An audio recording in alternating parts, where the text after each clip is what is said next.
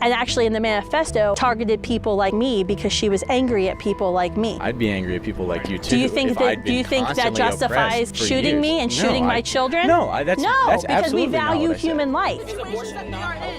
No, abortion. If your health care is killing people, it is not health care. Why do you think that everybody has to follow your ideology? I think that everybody is Christian. That you don't have the autonomy to tell everybody how to be. You do not have to be a Christian to know that killing children is wrong. Hello everyone, I have this video from Kristan where she faces a confrontation with this particular student, and the way it plays out and concludes is truly surprising. I'll be sharing my thoughts as we go along. Let's dive into it and watch. You hear about this shooting in Texas, or in Tennessee, by right? a mentally deranged person who thought she was a he. And was, Wow. Major transphobia coming through here. Third shooting by someone who identified as trans, and we won't even talk about it, but there was definitely mental illness there, and she targeted, he or she targeted Christians, and actually in the manifesto targeted people like me because she was angry at people like me.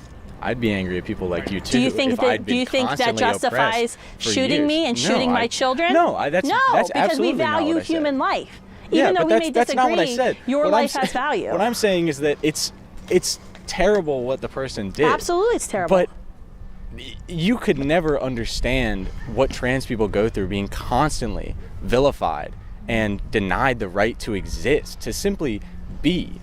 I don't understand why you say you're pro-life, but then are doing these things that I know you know, because you seem like a smart woman. I know you know the things you say about trans people lead to harm and hurt physically. No, I actually believe you have to, when you love people and you respect people, you need to tell them the truth. If my friend came to me today and said, my limb isn't my limb, I don't want to have an arm, I identify as a one-armed person, please find me a surgeon. This is a actual mental illness that many people in our country suffer from. There was a whole TLC show about it.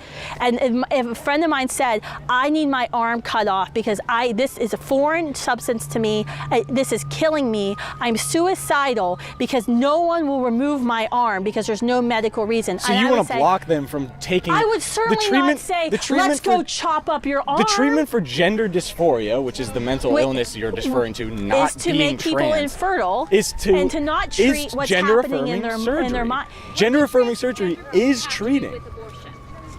You'd have to be here on the whole conversation. That's what I'm saying. I'm talking about, you're talking about pro-life. No. Meanwhile, you are I think it's very much like the violence that you're calling for right now. To take a child who's confused and is trying to sort out their gender identity. I want to prove that she's not pro-life. And to take them to Planned Parenthood, the nation's largest abortion vendor, who also now is the nation's largest distributor. They're not two different issues. Being pro-life, you have to be pro-all life. You have to be pro-trans. You have to be pro-black people. Absolutely. Trans people, every human being has a right to live. Absolutely. No one in the pro-life movement says that people who are black or Latina or trans or gay or whatever you identify don't have the right to live. Absolutely you have the right to live. But I don't think our children, my school-age children, should be able to go to Planned Parenthood and without even a mental health assessment get drugs that will render them infertile for the rest of their life. That is not at all how that works. That's absolutely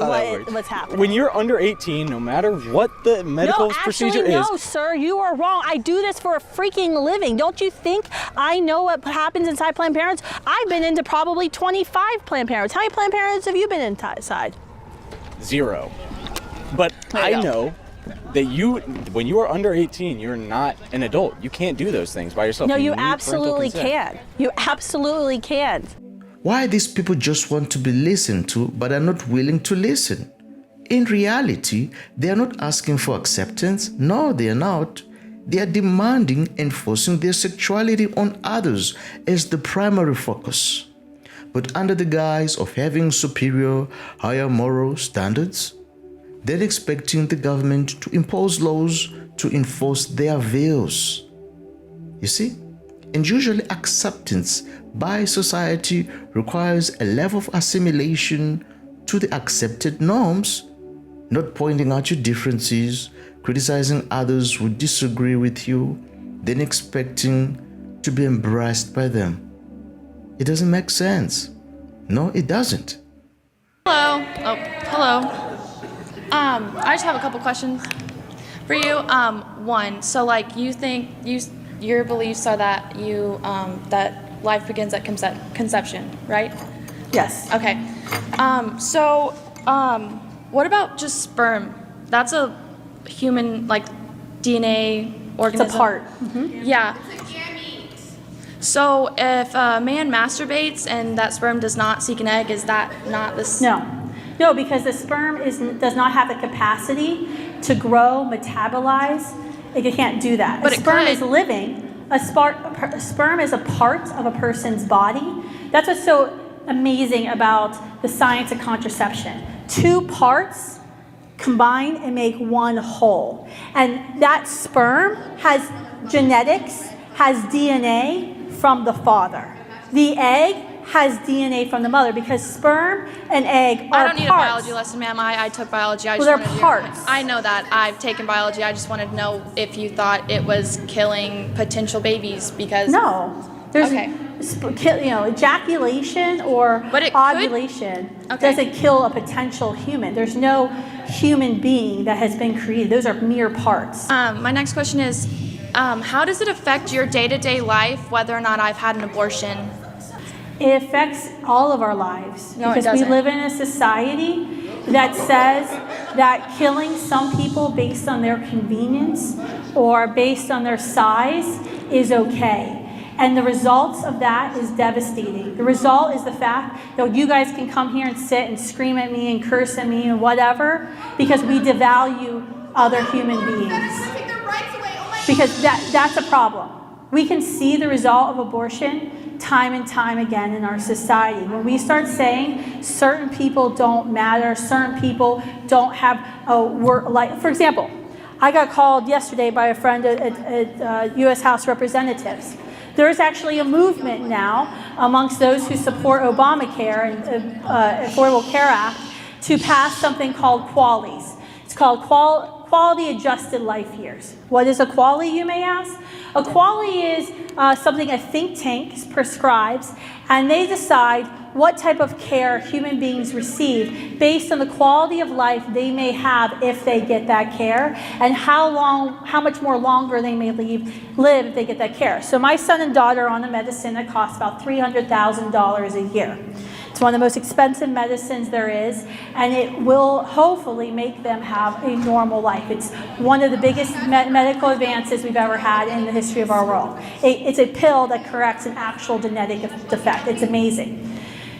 These academics have decided that because my children may only live an extra 10 or 20 years, the cost of the drug isn't worth my children receiving it because they put a price on what my children are.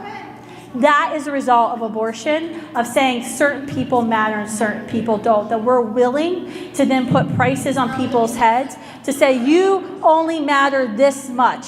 You should only receive health care to this amount. But you have a genetic defect and you're not going to live as long as other people, so you shouldn't have access to these expensive drugs that are going to extend your life.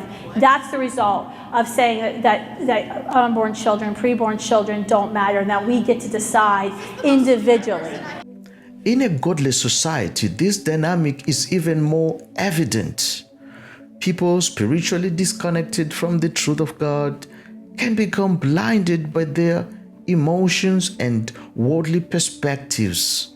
The absence of a strong moral foundation rooted in faith leads to a hardening of the heart.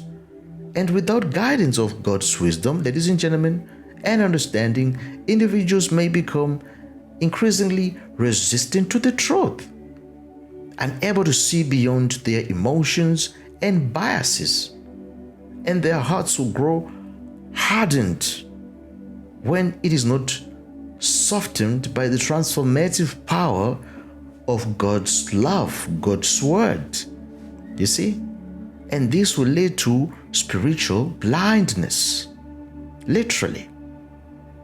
Ladies and gentlemen, in a society, individuals may become more consumed by their own feelings, whether anger, fear, evil desires, rather than seeking clarity and wisdom that only logic and truth. What are your pronouns? She, they. I don't actually have a clue. What does she, they mean? I don't know, to be honest. I'm just not entirely comfortable with the she, her pronouns, but also I don't feel like asking people to call me they, them, so it's just easier. What age should someone be allowed to socially transition? 18? Well, socially. Any age they want. So, for example, 8-year-old boy starts running around in girls' clothes, identifying as female, maybe even asked to be called Jane, for example. Is that okay? I think so, yeah. And what age should someone be allowed to start transitioning medically? What age should they be allowed to get surgery? I think that should be between them and their doctor for the most part, because everyone has a different life situation, everyone matures at a different rate. But what age? Would an 8-year-old be allowed to do that should an 8-year-old or 10 or even 11 or 12-year-old be allowed to do that with a doctor? Hormonally speaking, 8-year-old boys and girls are essentially the same. So at that age, I think they can put in hormone blockers to reduce the rate of puberty at that age. I don't know too much about it. No, that's fine. So I'm learning as I go. You mentioned puberty blockers, so stopping the developmental path to allow them to decide. So an 8-year-old could go on puberty blockers, for example, to then go on to decide later. Yeah. Would you be okay with that? I would, yeah. What about trans women, so biological men, is that correct? Trans women being in female safe spaces. Yeah, I'm perfectly comfortable with that. It seems to be a large part of the feminist movement that fought very hard for years for whatever they thought was important, and of course most decent people would support that. So how do you feel about, for example, taking the extreme, i.e. socially in bathrooms, to trans women in prisons, in female prisons, for example? Should they be allowed in female prisons? I think so, yeah. Why? Because they're women. What about the feminist argument that say that that's not true? Well, and that's not intersectional feminism. Intersectional feminism is accepting everyone, male, female, whoever, we are all equal. Okay, fantastic. And you said your pronouns are she, they. Yes. Can you define what a woman is? I'm learning as I go with the pronouns, sorry. A person that identifies as a woman, I suppose. So when you say identifies, do you mean feels? I.e., so for example, you can clearly see I'm a male. Yeah. Hope so anyway. If I wake up tomorrow morning and want to identify as a woman, can I do that? Yes. And that would make me a woman? Yes. Why does your ability to live without your mother determine your value? Because at that point it's a parasite and not an actual. No, actually, in order to be a parasite, you have to be two things. You have to be a different species from your host, and you have. Literally a parasite. Yes! Yes! Yes! You have to be a different species from your host. I don't care what you guys believe. No matter what, if you get two human beings together to reproduce, you cannot reproduce anything other than a human being. Number two, in order to be a parasite, you have to be actively harming your host. And in pregnancy, I don't know about the ladies out there, but our uteruses do not exist for just us. Virginia is a blue state. We don't want you here. Okay. We already voted against all of this. And Trump we won, don't want so. you here. You're not welcome. Okay. Get off campus. Get off campus. The hardening of the heart is a gradual process that occurs when a person or society rejects truth in favor of emotions or evil desires. This resistance, ladies and gentlemen, to truth, it leads to a distorted understanding of the world and ultimately to spiritual blindness. That's the truth. Where people are unable to recognize the deeper meaning or divine purpose behind life's experiences, when emotions take precedence over logic, it becomes harder to understand. It becomes harder to understand the truth. You see, that is rooted in God's word.